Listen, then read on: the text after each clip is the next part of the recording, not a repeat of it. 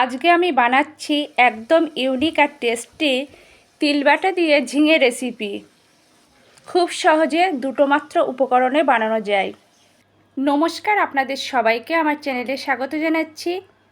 তিলবাটা দিয়ে এভাবে ঝিঙে রেসিপি বানালে ছোট থেকে বড় সবার পছন্দ হবে। গরমের স্বস্তিদায়ক একটা রেসিপি, স্বাস্থ্যকর রেসিপি।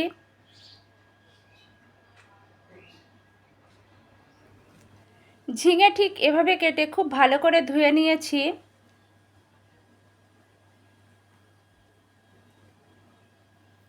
চুলায় কড়াই দিয়ে ভালো করে গরম করে নিয়েছি। তিল দেব, এখানে আমি 1.5 চামচ পরিমাপ তিল দিয়েছি। তিল নাড়াচাড়া করে ভেজে নেব।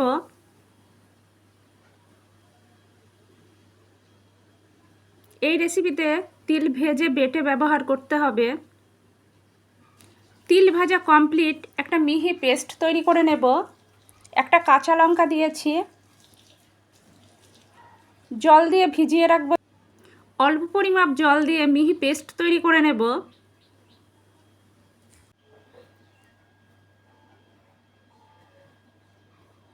সমস্ত উপকরণ রেডি করার পর চুলায় কড়াই দিয়ে ভালো করে গরম করে নিয়েছি। কড়াই গরম হলে কড়াই পরিমাপ মতো সর্ষের তেল দিয়েছি। সর্ষের তেলে খুব সামান্য হলুদ দেব যাতে তেল না ছিটকোয়। কিছুক্ষণ নাড়াচাড়া করার পর সর্ষের তেল খুব ভালোভাবে গরম হলে কেটে রাখা ঝিঙে দেব। একদম হাই ফ্লেমে নাড়াচাড়া করে ঝিঙে ভেজে নেব। ঝিঙে ভাজার সময় নুন হলুদ কোনো কিছু ব্যবহার করব না। ঝিঙে ভাজা কমপ্লিট, তুলে রাখবো।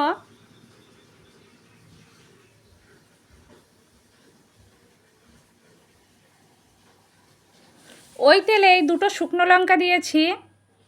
কিছুক্ষণ নাড়াচাড়া করে ভেজে নেব। এরপর সামান্য কালো জিরে দেব। নাড়াচাড়া করে কালো জিরে শুকনো লঙ্কা আরও কিছুক্ষণ ভাজবো।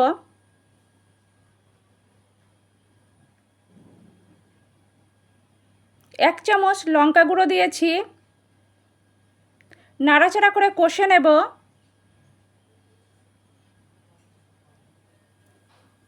এরপর ভেজে রাখা ঝিঙে দিয়েছি। নাড়াচাড়া করে কষে নেব।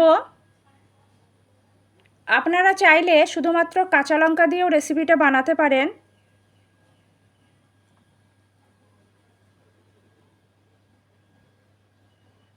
কিছুক্ষণ কষানোর পর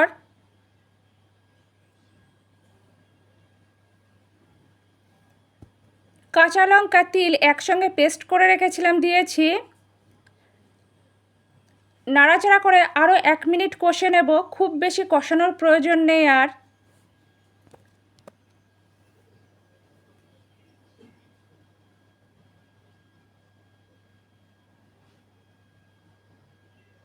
কষানো কমপ্লিট, পরিমাপ মতো জল দিয়েছি। জল দেওয়ার পর ভালো করে নাড়াচাড়া করে দেব।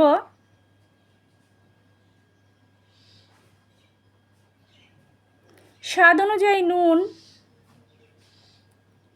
পরিমাপ মতো হলুদ। নুন হলুদ দেওয়ার পর ভালো করে নাড়াচাড়া করে দেব।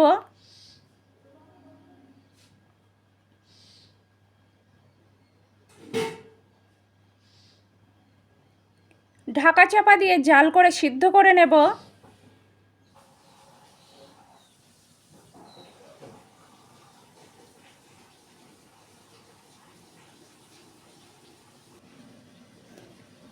ঝিঙে খুব ভালোভাবে সিদ্ধ হয়ে গিয়েছে। রেসিপিটা প্রায় শেষের দিকে।